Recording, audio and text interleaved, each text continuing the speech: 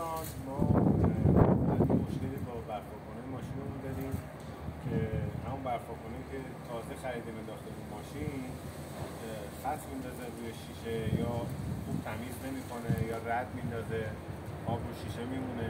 میخوام یه روش بهتون یاد بدم که همون برفاکنه کهنه روی ماشینتون رو نو کنید. ببینید دوستان، برفاکنه که الان روی ماشینتون هست از قدیم که الان می‌بینید مثلا رد انداخته موقعی که دارید برفاکنه استفاده می‌کنید، کافیه این برفاکنه از سر جاش در بیاری. یه خار ریز یه طرفش داره، اینو بکشینش از تو خار در میاد. ببینید الان این خار بالای برفاکن بود، حالا ما می‌خوایم اینو برش گردونیم. چیکارش کنیم؟ ببینید خار میفته پایین برفاکن. ما اینو برفاکن رو میاریم، این تیغه برفاکن رو دوباره جا میزنیم ولی برعکس سری قبلی.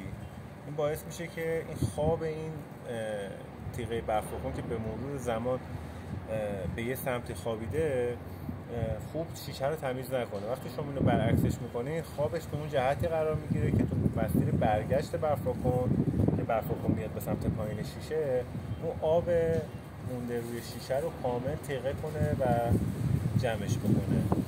اینو جا میزنید، انتهای خارش رو فشار میدید بیفته سر جاش وگرنه تیغه برفاکنتون در میاد. و همین روش دو تا تیغه رو پشت رو میکنید.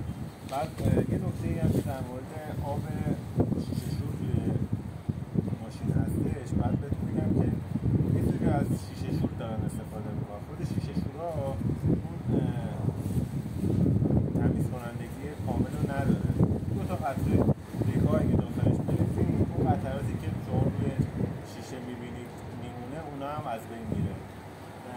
اگه ویدیو خوشتون اومد لایک و کامنت و شیر یادتون نره، سابسکرایب هم اگه بکنید ممنون میشم. میخوام از این به بعد پست‌های فنی براتون بذارم که به کارتون میاد. خیلی ممنونم.